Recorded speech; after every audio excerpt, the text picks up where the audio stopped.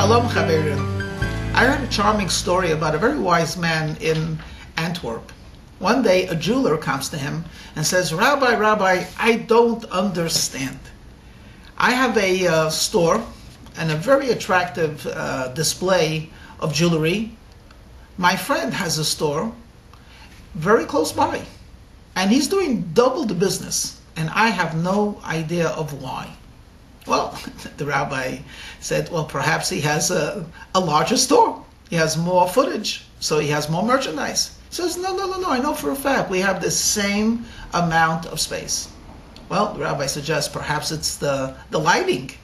You know, it's very important, the proper lighting to bring out the carats and the sparkle and the this and the that. He says, no, we have pretty much the same amount of lighting. He says, well, they always say location. Maybe he has a better location.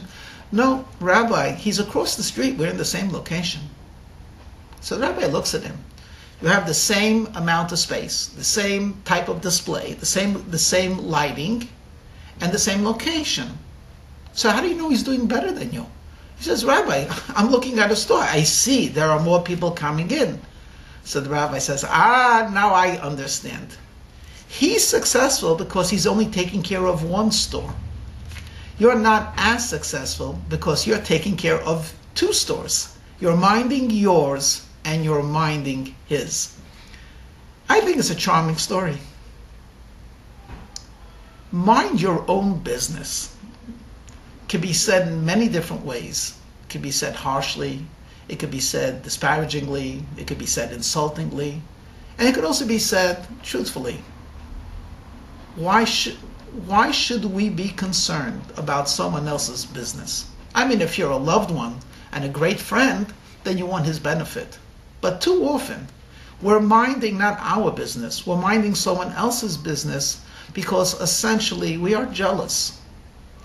And we are the type of people that are wondering, well, God's giving me parnasa, livelihood, but why does he have more? You know, I mean, take a look at one of the most powerful of all of the Jewish traditions, which in English is called the Ten Commandments or the ten utterances, Aseres HaDibrot. These commandments are very powerful, and they are eternal.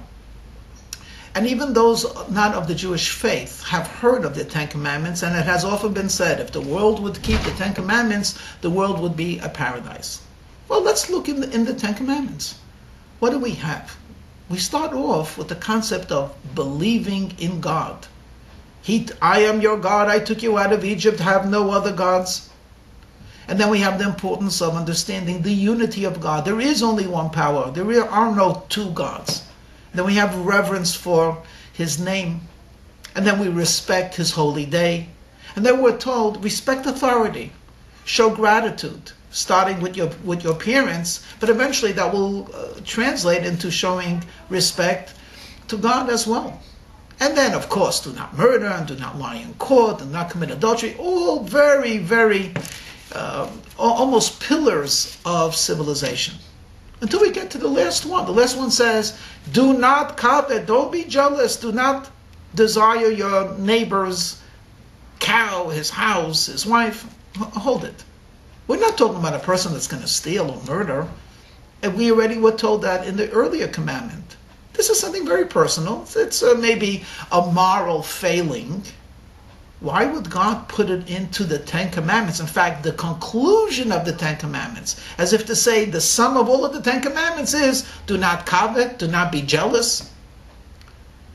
So some suggest that actually, if you do covet, and you are a person that's looking at your neighbor, what does your neighbor have? You will come to break all of them. You will come to murder. You will come to steal. But let's say it in slightly different form. In truth, if the first commandment is understand that there's a creator, believe in this creator, know that this creator is one, complete, absolute, unconditional, everything reflects God's presence, then you will not come to the desire what someone else has. It's not yours, it's his. Who gave you yours? The one above, God. Who gave your neighbor his house? God, the same God, the one above. He doesn't make mistakes. He knows exactly who should get what. What's there to be jealous about? If you're minding your friend's business, you're trying to figure out why is he doing better than you?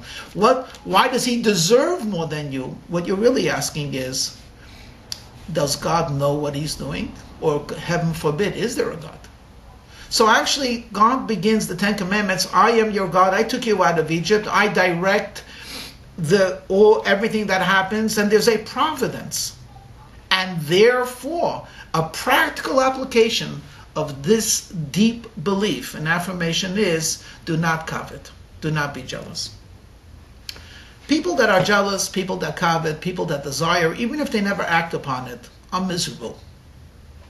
And miserable people find it very difficult to actually get close to God. Why? Because God loves happiness.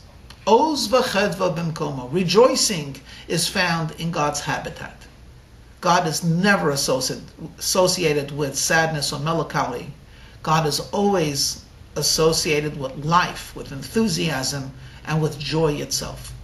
Let's hope and pray that we will become happier people, more satisfied people, more content.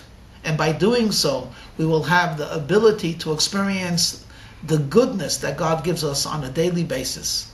And with that happiness and contentment, we will merit to come to the day when there will only be revealed good and revealed happiness for us and for all of humanity. Amen.